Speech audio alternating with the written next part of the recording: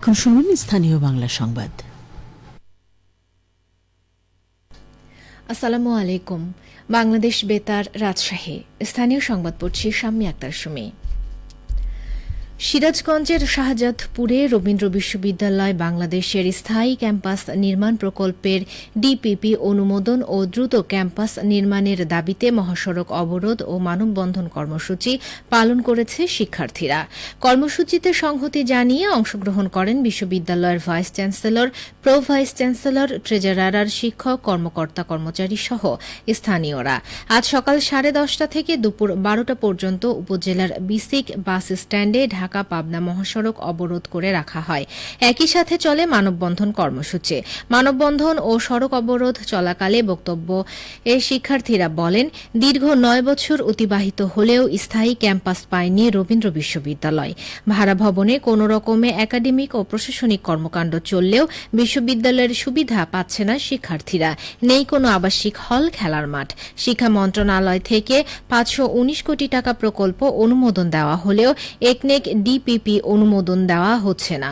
অতি দ্রুত ডিপিপি অনুমোদন দিয়ে ক্যাম্পাস নির্মাণের কাজ শুরু করতে হবে, অন্যথায় সড়ক ও রেলপথ অবরোধে কর্মসূচি দেওয়া হবে। নাটোরের গুরুদাসপুরে সামাজিক নিরাপত্তা, নারী ও শিশুর সুরক্ষা এবং সাম্যতার মানবিক দর্শন বিষয়ক আলোচনা সভা অনুষ্ঠিত হয়েছে। জুলাই পুনর্জাগরণে সমাজ গঠনের শপথ পাঠ উপলক্ষে গতকাল উপজেলা পরিষদ হল রুমে এ সভা অনুষ্ঠিত হয়। অনুষ্ঠানে সভাপতির বক্তব্য দেন ইউএনও ফাহমিদা আফরোজ। বিশেষ অতিথির বক্তব্য রাখেন উপজেলা সহকারী কমিশনার ভূমি আসাদুল ইসলাম।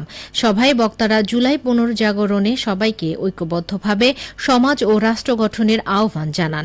এ সময় সামাজিক নিরাপত্তা কর্মসূচি, নারী ও শিশুর সুরক্ষা নিশ্চিতে শপথ করেন উপস্থিত বিভিন্ন শ্রেণী পেশার মানুষ। উপজেলা প্রশাসন, সমাজসেবা অধিদপ্তর ও মহিলা বিষয়ক অধিদপ্তর এই অনুষ্ঠানের আয়োজন করে। চাঁপাইনবাবগঞ্জের শিবগঞ্জ উপজেলার সত্রাজিতপুর ফাজিল মাদ্রাসায় বাংলাদেশ চ্যারিটি ফাউন্ডেশনের আয়োজনে দিনব্যাপী ফ্রি মেডিকেল ক্যাম্প অনুষ্ঠিত হয়েছে।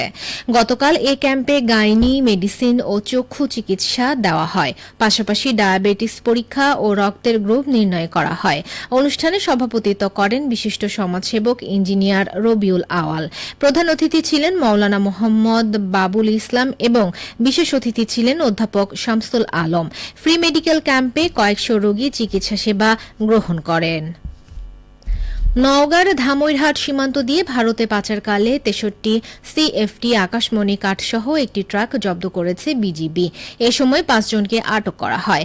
গতকাল উপজেলার শিমুলতলী এলাকায় একটি বিশেষ টহল দল সীমান্ত পিলার 260 এমপি থেকে বাংলাদেশের অভ্যন্তরে শিমুলতলী সেতু এলাকায় অভিযান চালিয়ে কাঠসহ তাদের আটক করা হয়। পরে আসামিদের বিরুদ্ধে ধামইরহাট থানায় মামলা দিয়ে তাদের পুলিশের কাছে হস্তান্তর করা হয়। সেই সঙ্গে নওগাঁ ও পার্শ্ববর্তী সীমান্তে গরু, মাদক পাচার ও অবৈধ সীমান্ত পারাপার এবং চোরাচালানের বিরুদ্ধে সর্বাত্মক অভিযান অব্যাহত রাখা হবে বলেও জানান পত্নীতলা ব্যাটালিয়নের অধিনায়ক লেফটেন্যান্ট কর্নেল মোহাম্মদ ইকবাল হোসেন। পাবনার চাটমোহরে সেচ সাশ্রয়ী আউশ ধান চাষে কৃষকদের আগ্রহ বেড়েছে। চলতি মৌসুমে আবহাওয়া অনুকূলে থাকায় ভালো ফলনের আশা করছেন কৃষকেরা। কৃষি বিভাগ জানায়, আগাম বৃষ্টিপাতের কারণে সেচ খরচ কমেছে, রোগ পোকার আক্রমণও কম, এ কারণে কাঙ্ক্ষিত উৎপাদন পাওয়া যাবে।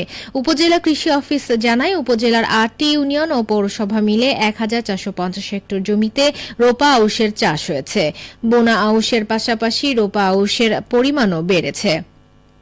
উপজেলা কৃষি কর্মকর্তা কুন্তলা ঘোষ জানান, চলতি মৌসুমে উফসি জাতের আউশ ধানের চাষ সম্প্রসারিত হয়েছে। প্রণোদনা কর্মসূচির আওতায় 1100 জন কৃষকের মধ্যে বিনামূল্যে সার ও বীজ বিতরণ করা হয়েছে।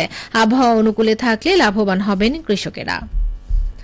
জুলাই গণঅভ্যুত্থানের বর্ষপূর্তি পালন উপলক্ষে রাজশাহী কলেজ আন্তঃবিভাগ ফুটবল প্রতিযোগিতা আয়োজন করা হয়েছে।